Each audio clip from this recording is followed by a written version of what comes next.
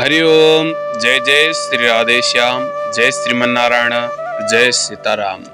समादरणीय श्रद्धालु भक्तजनहरू, आज हामी पुरुषोत्तम मास महात्म्यको 25 र 26 अध्यायको कथालाई लिएर उपस्थित भइसकेका छौं।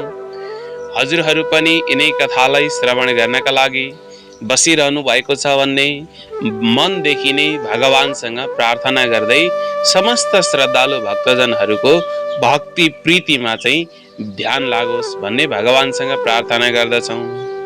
श्रद्धालु भक्तजनहरू, आउनुहोस् यो पुरुषोत्तम मास महात्म्यको व्रत कथालाई प्रारम्भ गरौं।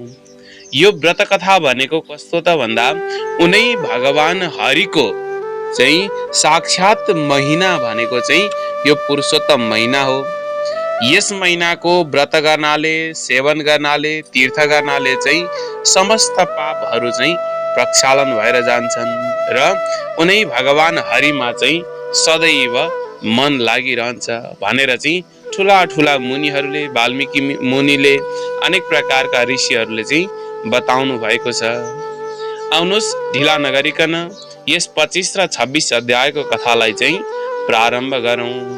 एउटा सानो मङ्गलाचरणबाट। ओम शान्ताकारं भुजगशयनं पद्मनाभं सुरेशं विश्वाधारं गगनसदृशं मेघवर्णं सुवांगं लक्ष्मीकान्तं कमलनयनं योगिविद्यानगम्यं वन्दे विष्णुं भवभयहरं सर्वलोकैकनाथम्। कस्तूरीतिलकं ललाटपटले वक्षस्थले कौस्तुभं नासाग्रे वरमौक्तिकं करतले वेणुकरे कङ्कणं सर्वाङ्गे हरिचन्दनं सुललितं कण्ठे च मुक्तावली गोपस्त्री परिवेष्टितो विजयते गोपाल चूड़ामणि नारायणं नमस्कृत्य नरं चैव नरोत्तमं देवीं सरस्वतीं व्यासं ततो जयमुदीरयत्। देवीं सरस्वतीं व्यासं ततो जयमुदीरयत्। बोलो सत्पुरुष भगवान को जय। पुराण पुरुषोत्तम भगवान को जय हो। समादरणीय श्रद्धालु भक्तजनहरू, हामी यस पुरुषोत्तम मास महात्म्यको व्रत कथालाई प्रारम्भ गर्न गइरहेका छौं। यो व्रत कथा उनै भगवान श्री हरिले, नारायण प्रभुले नारद मुनिलाई श्रवण गराउनु भएको कथा। सौनकादि 88,000 ऋषिहरूलाई सुतजी महाराजले श्रवण गराउनु भएको कथा। यहाँ पनि उनै दृढधनुवा राजालाई वाल्मीकि मुनिले श्रवण गराउनु भएको हामी पनि उनै कथालाई श्रवण गर्न गइरहेका छौं। यस 25 अध्यायको प्रारम्भमा दृढधनुवा राजाले वाल्मीकि मुनिसँग प्रश्न गर्न लाग्दछन्। अथ सम्यक वद ब्रह्मन् नोद्यपान विधिं मुने पुरुषोत्तममासीय व्रतीनां कृपया नृणाम।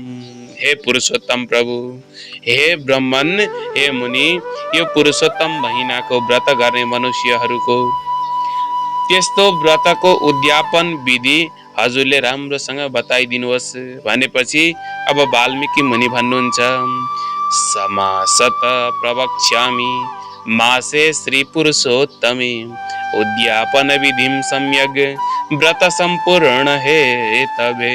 हे मुनि, हे राजन, पुरुषोत्तम महीनामा उसको कृष्ण पक्षको पुरुषोत्तम महीनामा उसको कृष्ण पक्षको चतुर्दशीमा या नवमीमा अथवा अष्टमीमा यसको उद्यापन गर्नु पर्दछ।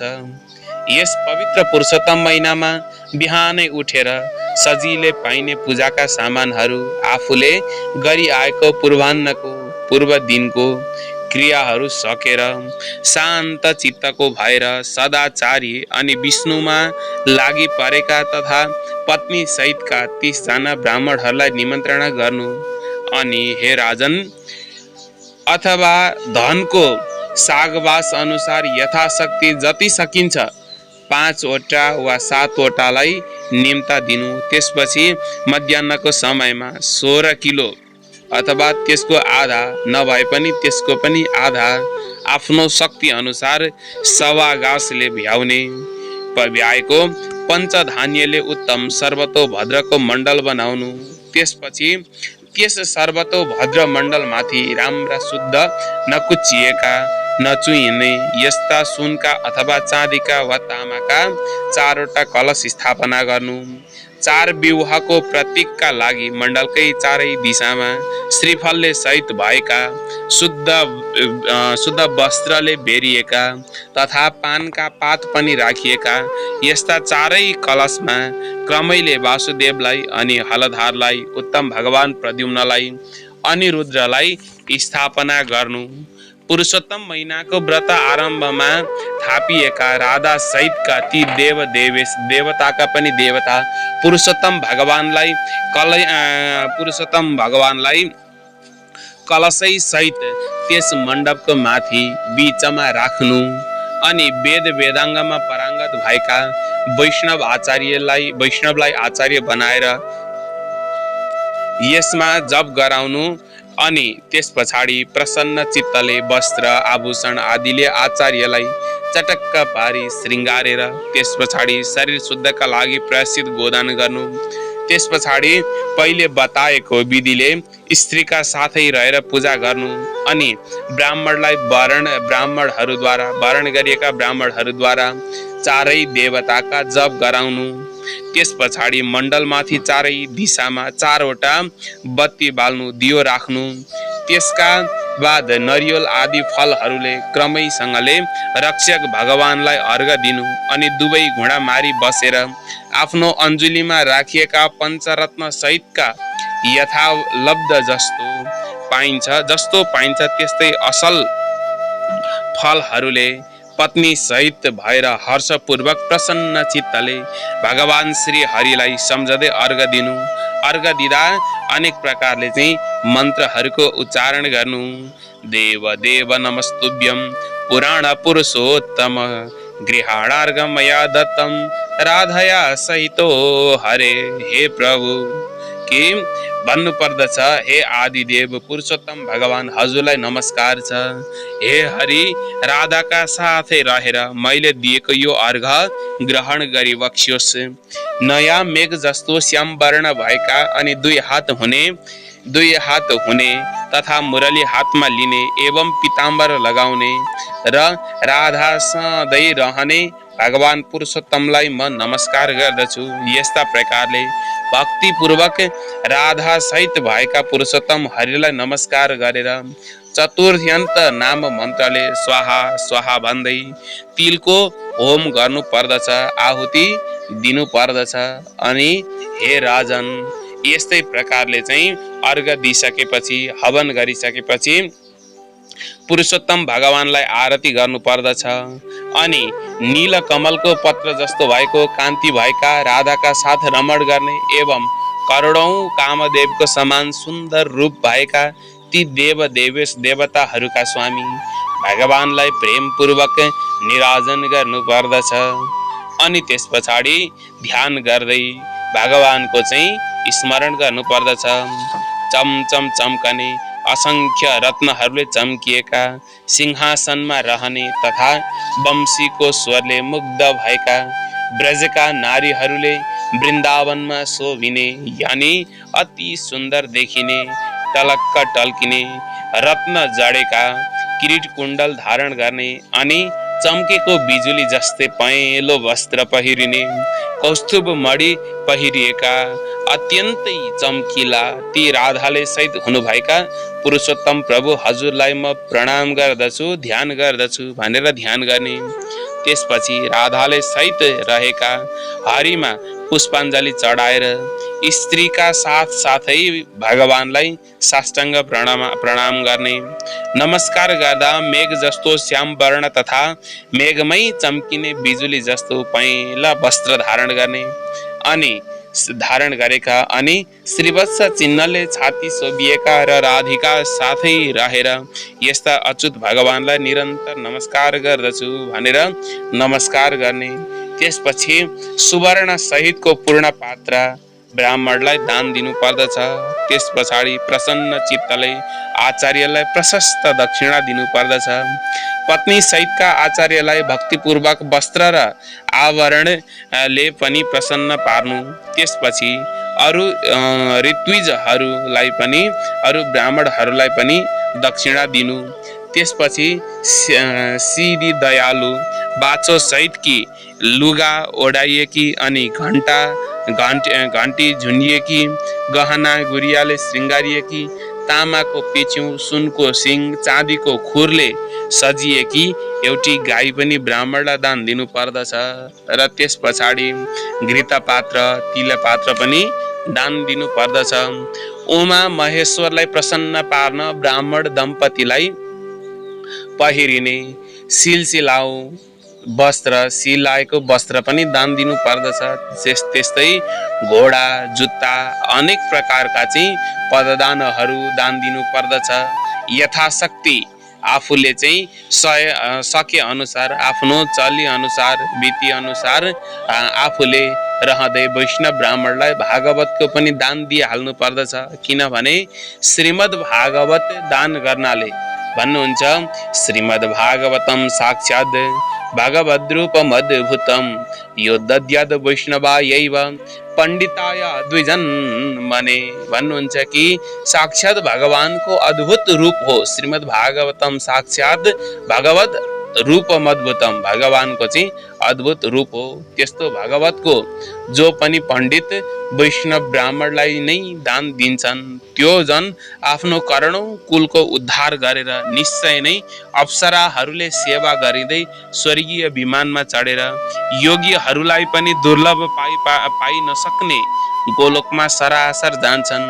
हजारौं कन्यादान सैकडौं वाजपेय यज्ञ तथा अनेक प्रकारका चाहिँ खेतको दान गर्नाले जुन फल प्राप्त हुन्छ त्यो जो 8 वटा महादानहरू छन् वेददानहरू ती सबै श्रीमद् भागवत दानको 16औं कलाको एक भाग पनि बराबर गर्न सक्दैनन्। त्यसकारण जसरी भए पनि तस्माद् यत्नेन तद्देयम् वैष्णवाय द्विजन्मने सम्भूय वस्त्रभूषाभिर हेम सिंहासनस्थितम् आभूषण माला दक्षिणाले श्रृङ्गारिएर सुनको सिंहासनमा राखिएको त्यो श्रीमद् भागवत विद्वान वैष्णवलाई दान दिन्छन् भने उनले चाहिँ अपार पुण्यलाई प्राप्त गर्छन्। कुनै पनि हालतमा बीचमा 30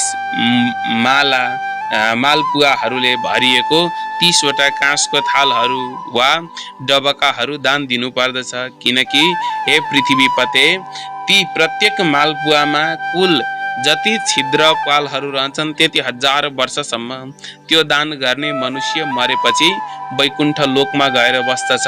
त्यसपछि त्यहाँबाट योगीहरूले पनि कठिनले पाइने अति दुर्लभ त्यो निर्गुण अर्थात् काम क्रोध आदि दोषले रहित भएको गोलोकमा सरासर जान्छ। जुन सनातन ज्योतिर्धर्ममा लागेका छन् तिनीहरू गएका कहिले पनि फर्केर आउँदैनन्। 2.5 सेर वा किलो काँसको थाल अनेक प्रकारले चाहिँ डबकालाई भनिएको छ। निर्धन व्यक्तिले व्रतका पूर्तिका लागि आफ्नो शक्ति अनुसारले यो सम्पुट बनाउनु पर्दछ। त्यस पछाडि भन्नुहुन्छ म धन्य छु हे ब्राह्मण देव, आज हजुरले ब्राह्मणहरूको दयाले चाहिँ यस्तो पूर्ण काम भएको छ। अनि त्यस पछाडि अनेक प्रकारले चाहिँ मालपुवाहरू तयार पार्न नसके मालपुवाका कच्चा सामान श्रेष्ठ असल फलहरूका साथमा सम्पुटमा राखेर त्यो भरिएको पात्र पुरुषोत्तम भगवानको प्रसन्नताका लागि भगवानलाई अर्पण गरेर दान दिनु पर्दछ। हे नराधिप राजन, ती न्यौता दिएका निमन्त्रणा दिएका पत्नी सहितका ब्राह्मणलाई दान दिँदा पुरुषोत्तम भगवानको नजिकै संकल्प पढेर दान दिनु पर्दछ। अनि हात जोडेर भगवानलाई यस्तो प्रार्थना गर्नु पर्दछ कि हे कृष्ण प्रभु, श्री कृष्ण जगदाधार जगदानन्ददायक, एहि कामस्मिकान् कामान् निखिलान् पूरयासु मे। हे पुरुषोत्तम प्रभु, हे जगदानन्ददायक प्रभु, आनन्द दिने वाला प्रभु, मेरो यस लोकका र परलोकका समस्त कामनाहरू चाँडै पुर्याइदिनु होला। यस्ता प्रकारले गोविन्द भगवानलाई प्रार्थना गरेर प्रसन्नतापूर्वक रमाउँदै भक्तिपूर्वक राम्रो आचार विचार भएका ब्राह्मणहरूलाई भोजन गराउनु र त्यस पछाडि भोजन गराउँदा ब्राह्मण ब्राह्मणीलाई भगवान कृष्ण र राधिका ठान्दै भक्तिपूर्वक चन्दन अक्षता फूल मालाले पूजा गरेर अनि घिउ हालेर दूध पकाएको पायसले खीर सहित अरू प्रकारका परिकारहरू पनि खुवाउनु। व्रत गर्ने व्रतीले पहिले नै विधिपूर्वक भोजन गराउने सामानको पहिचान गर्नु पर्दछ। जस्तै यो वस्तु खाने लायक हो, यो वस्तु खान लायक होइन भनेर चाहिँ त्यो वस्तुको पहिचान गर्नु पर्दछ। अनि अनेक प्रकारले फलले आँपहरूले पनि तथा घिउमा पकाएका पाकेका अन्नहरू, राम्रा राम्रा असल खाले मासका फुरौलाहरू अनि चिनी र घिउमा पकाएका परिकारहरू, अनेक प्रकारले चाहिँ तयार भएका अनेक प्रकारले मीठा मीठा, पिरो, अमिलो, मिठो, टर्रो, तितो, नुनिलोले सबै रहेर चाहिँ चारै प्रकारका चाहिँ भोजनहरू युक्त बास्ना आउने गोरसहरू पनि मिठो मिठो बोलीले बोल्दै र देखाउँदै यो अत्यन्तै स्वादिलो छ, हजुरहरूकै लागि तयार पारेको हो भन्दै प्रसन्नतापूर्वक खुवाउनु पर्दछ। हे ब्राह्मणहरू, हे प्रभु, जो मैले पकाएको छु तिनमा जो मन पर्छ त्यो माग्नुहोस्, म हजुरहरूलाई प्रदान गर्दछु। म धन्य छु, ब्राह्मणहरूको दयाको पात्र भएको छु, मेरो जन्म सार्थक भयो। त्यसैले यस्तो भन्दै प्रसन्नताका साथ ब्राह्मणहरूलाई भोजन गराएर तिनलाई पान र दक्षिणा टक्र्याउनु। अनि त्यस पछाडि जो जन उक्त प्रकारले चाहिँ टक्र्याउँदछन्, ब्राह्मण दम्पतिलाई भोजन गराउँदछन् र ती ब्राह्मण श्रेष्ठहरूलाई अन्तमा यस्ता प्रकारले तयार गरेको पानहरू टक्र्याउँदछन् र त्यस लोकमा ऐश्वर्य युक्त भारी सुख भोग गर्ने र परलोकमा पनि अमृत भोग्न पाउने हुन्छन्। यस्ता प्रकारले ती ब्राह्मण दम्पतिहरूलाई दङ्ग साथ परेर तिनका हातमा चाहिँ लड्डु राखेर गोडामा प्रणाम गर्नु पर्दछ, दण्डवत गर्ने र चिटिक्क पारेर श्रृङ्गारेर तिनका हातमा एक एकवटा बाँसुरी पनि दिनु पर्दछ। त्यसपछि आफ्नो गाउँको सीमासम्म पछि गएर पुर्याइदिनु पर्दछ।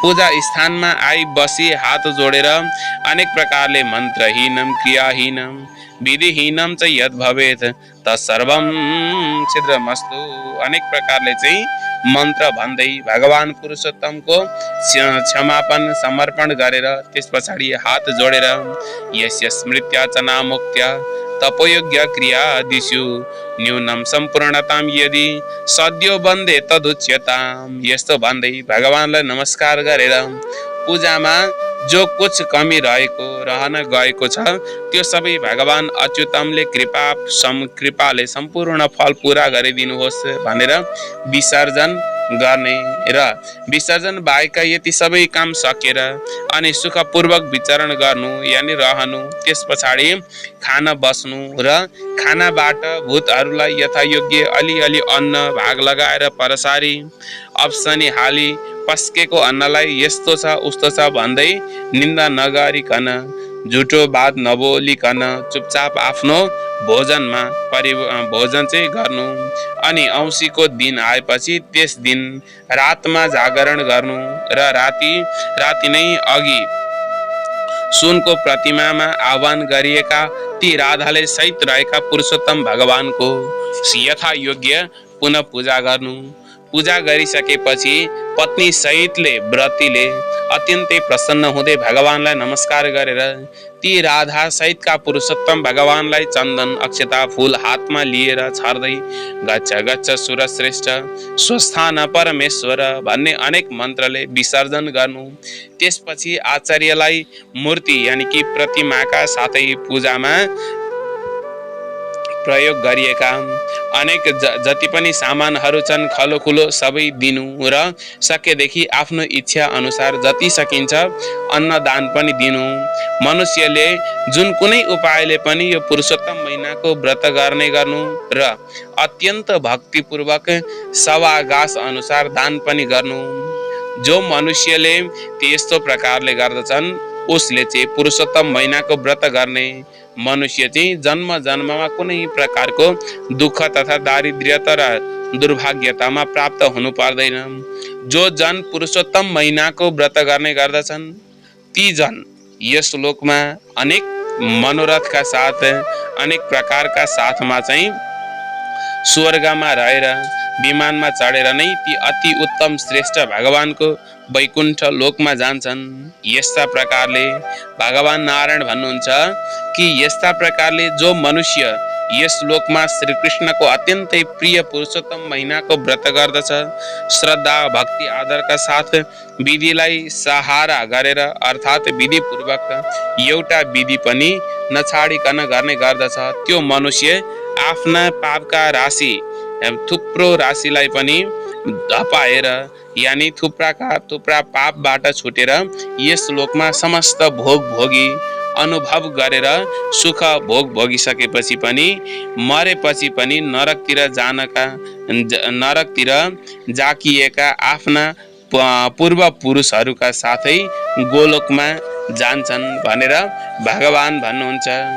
अनि यहाँनिर वाल्मीकि मुनि पुनः भन्नुहुन्छ अशेष पापनाशार्थम गरुड ध्वज तुष्टय गृहीत नियमा त्याग सोत्यते विधिपूर्वक भन्नुहुन्छ कि आफ्ना चाहिँ जुन वाल्मीकि मुनि भन्नुहुन्छ समस्त पापहरू नाश गर्नका लागि गरुड ध्वज भगवान विष्णुलाई प्रसन्न पार्नका लागि पुरुषोत्तम महिना गर्ने नियमहरूको त्याग गर्ने विधि पूर्वक बताइन्छ।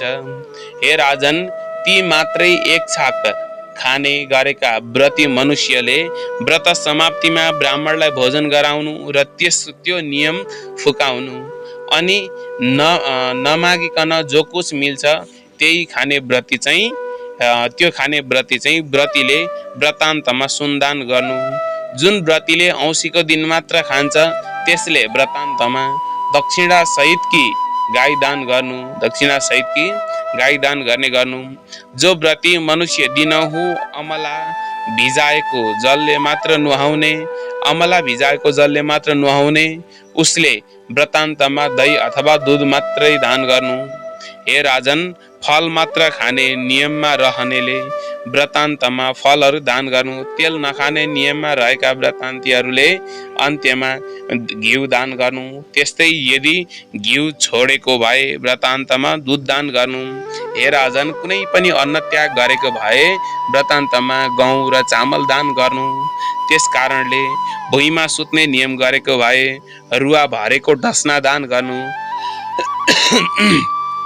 र आफूलाई आराम दिने तकिया समेत राखेर शय्या दान गरोस्। हे राजन, त्यस्तो मनुष्य अन्तर्यामी भगवानको अत्यन्तै प्रिय हुन्छ भन्नुहुन्छ। जसले चाहिँ नङकेस नकाट्ने नियम राखेको भए व्रतान्तमा बुद्धिमानले ऐना दान गर्नु। जुत्ता नलगाउने भए जुत्ता दान गर्नु र त्यस्तै प्रकारले फल त्यागेको भए नुन त्यागेको भए अन्त्यमा स्वादिला फलका रसहरू दान गर्नु। महिनाभरि दीपदान गर्ने भए अन्त्यमा चाहिँ दियो सहितको बलेको दियो दान गर्नु। जो मनुष्यले पुरुषोत्तम महिनामा भक्तिपूर्वक नियमहरूको पालन गर्दछ उसले सदा सर्वदा वैकुण्ठमा बास पाउँछ। व्रतान्तमा घिउ भरेको तामाको दियोमा सुन सहितको बल्दै गरेको बाती भयो भने दियो दान गर्नु। सम्पूर्ण व्रत पूर्तिका लागि त्यो सुन एक पाला भने पनि दिनै पर्दछ। एकान्तमा एक्लै बस्ने नियम भएकाले व्रतान्तमा जल भरिएको 8वटा घडा दान गर्नु।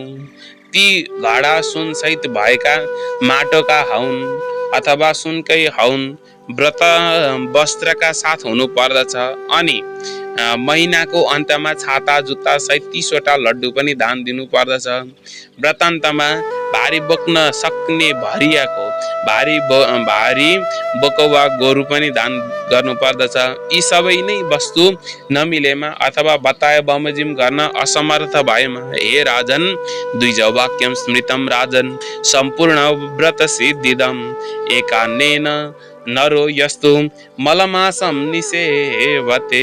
हे राजन, कि जो वैदिक ब्राह्मण को वचन कहिएको छ, ब्राह्मण वचनम सम्पूर्णम परिपूर्णमस्तु, ब्राह्मण वचनात् सर्वम परिपूर्णमस्तु भनी सुफलोको आशिष व्रतले पूर्ण हुन्छ।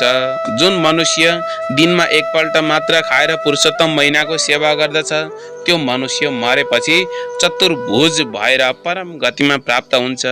यस लोकमा एक छाक मात्र खाएर रहनु भन्दा अर्को कुनै पनि पवित्र व्रत छैन। एकै छाक मात्र खाने गर्नाले मुनिहरू मननशील सिद्ध भए पनि अन्तमा सर्वश्रेष्ठ मोक्ष पद प्राप्त गर्दछन्। पुरुषोत्तम महिनामा जो मनुष्य राति मात्रै खाने गर्दछ, ऊ अर्को जन्ममा राजा हुन्छ र त्यो मनुष्य सबै चाहेको इच्छाहरू प्राप्त गर्दछ। यस कुरामा अलिकति पनि सन्देह छँदै छैन, किनकि देवताहरूले दिनको पहिलो भागमा खाने गर्दछन् तथा मुनिहरूले दिनको दोस्रो भागमा मध्याह्नमा खाने गर्दछन्। दिनको तेस्रो प्रहरमा मध्याह्न ढलेपछि पितृहरूले खाने गर्दछन्। त्यसकारण आफ्ना लागि चाहिँ भोजनको समय दिनको चौथो प्रहर बताइएको छ। जो मनुष्य बताएको चतुर्थ प्रहरमा खाने गर्दछ भने त्यस्ता मनुष्य चाहिँ त्यसका समस्त ब्रह्म हत्या आदि जस्ता पापहरू पनि नासिन्छ। हे महिपाल, राति मात्रै खाने मनुष्य चाहिँ अरू समस्त पुण्य कार्यका पुण्यहरू भन्दा पनि अधिक ज्यादै नै पुण्य प्राप्त गर्नेवाला हुन्छ। राति मात्र खाने गरेका मनुष्यले चाहिँ अरूले दिनमा अर्थात् प्रत्येक दिनमा गर्ने कार्य अश्वमेध यज्ञको फल प्राप्त गर्दछ। व्रतीले भगवानको यो प्यारो पुरुषोत्तम महिनामा, पुरुषोत्तम मासमा जसले चाहिँ त्याग दिनुपर्ने यानि खान छोडिदिनु पर्ने कुराहरू खाँदैनन् भने, जो चाहिँ उनीहरूले चाहिँ विशेष गरी पुरुषोत्तम महिनामा मास खाँदैनन् भने यो चाहिँ खान छोड्नु पर्दछ। पुरुषोत्तम महिनामा मास नखाने त्याग्ने व्यक्ति मरिसकेपछि सम्पूर्ण पापबाट छुट्दछ र त्यो सरासर विष्णुको लोकमा जान्छ। पुरुषोत्तम महिनामा जुन व्यक्तिले चाहिँ कोलमा वा चेपुवामा तिल पेल्छ, भलै त्यो जन ब्राह्मण किन नहोस् अर्थात् ब्राह्मणै भए पनि हे राजन, त्यस्ता जन दाना तिल पेल्छ, जति दाना तिल पेल्छ त्यति नै वर्षसम्म चाहिँ उसले भड्किनु पर्छ, नरकमा बस्नु पर्दछ। र जो मनुष्य शुक्ल पक्ष वा कृष्ण पक्षमा श्रद्धा भक्ति पूर्वक एकादशीको व्रत उपवास पूर्वक यानि भोकै रहने गर्दछ, त्यो मनुष्य मरेपछि चतुर्भुज भएर गरुडमा बसी वैकुण्ठ लोकमा जान्छ र त्यो त्यहाँ देवताहरूले पूजिने, अप्सराहरूले सेवा गरिने भएर रहन पाउँछन्। यस्ता हुन चाहनेले एकादशीको व्रत गर्दा दशमी र द्वादशीमा पनि एक छाक मात्रै खाने गर्नु पर्दछ। जो मनुष्य ती देवताका पनि देवता भगवान विष्णुको प्रीतिका लागि एकादशीको व्रत गर्ने गर्दछ, त्यो मरेपछि सरासर स्वर्ग पुग्दछन्। व्रतीले सधैँभरि भक्तिपूर्वक कुशको मुठो लिइराख्नु पर्दछ, त्याग्नु हुँदैन। जो मनुष्य विष्ठा वा मूत्र अनि खकार अथवा रगतै भए पनि कुशले बढार्दछ, त्यस्तो मनुष्य मरेपछि उनीहरू जो चाहिँ यस्तो प्रकारले रहन्छन् भने विष्ठामा रहन्छन्, किनकि त्यो कुश अत्यन्तै पवित्र मानिएको छ र त्यस पछाडि दान तर्पण आदि सत्कर्महरूमा बेकार हुन्छन् भनी बताइएको छ। जो जन भनिन्छ कुशको चाहिँ मूल भागमा यानि कि फेदमा भगवान ब्रह्माजी बस्नुहुन्छ र बीचमा भगवान विष्णु बस्नुहुन्छ र त्यस पछाडि टुप्पो भागमा शिवजी बस्नुहुन्छ। यस कारणले कुश भनेको अत्यन्तै पवित्र रहेको छ र यस कारणले यो कुश चाहिँ अत्यन्तै पवित्रमा पनि पवित्र रहेको छ। हे राजन, भन्नुहुन्छ कि यस्ता व्यक्तिले कुशको चाहिँ सदैव औँठीलाई धारण गरेर अनि उनी भगवानको चाहिँ पूजन आजन गरिरहनु पर्दछ। भन्नुहुन्छ जबसम्म चाहिँ 14 इन्द्र फेरि सक्दैनन् तबसम्म ऊ र उसका पितृहरू अनेक प्रकारले चाहिँ स्वर्गमा बस्न पाउँदछन्। त्यस प्रकारले हे राजन, यी सम्पूर्ण कुराहरू विचारपूर्वक गरेर मात्र व्रत परिपूर्ण भयो। हजुरहरूलाई नमस्कार गर्दछु भनेर चाहिँ भगवानलाई नमस्कार गर्नु पर्दछ। अथवा ब्राह्मणहरूलाई दक्षिणा नदिएर यानि दिएनन् भने मनुष्यहरूको त्यो व्रत पूर्ण हुँदैन र त्यो व्रत पूर्ण नभएसम्म उनीहरू पक्कै पनि नरकमा नै रहन्छन् भनेर पुरुषोत्तमको व्रत सबैले सधैँ नै विधिपूर्वक गर्नु पर्दछ। व्रतमा यताउति विघ्न भयो भने त्यो व्रती पछि अन्धो या कोडी हुन्छ। हे भूपति राजन, पृथ्वीका देवता ब्राह्मणहरूको वचन आशीर्वादले श्रेष्ठ मनुष्यहरू देवताहरूको पद पक्कै प्राप्त गर्दछन्। हे राजन, त्यस कारण आफ्नो कल्याण चाहनेवाला त्यस्ता विद्वान मनुष्यले ती ब्राह्मणहरूको वचन कहिल्यै पनि उल्लङ्घन गर्नु हुँदैन, कहिले पनि टार्नु हुँदैन। यो कल्याण गर्ने अनि पाप हर्ने तथा उत्तम फल दिने र मन प्रसन्न पार्ने सुनिरहँ जस्तो धर्मको रहस्य मैले तिमीलाई बताएँ।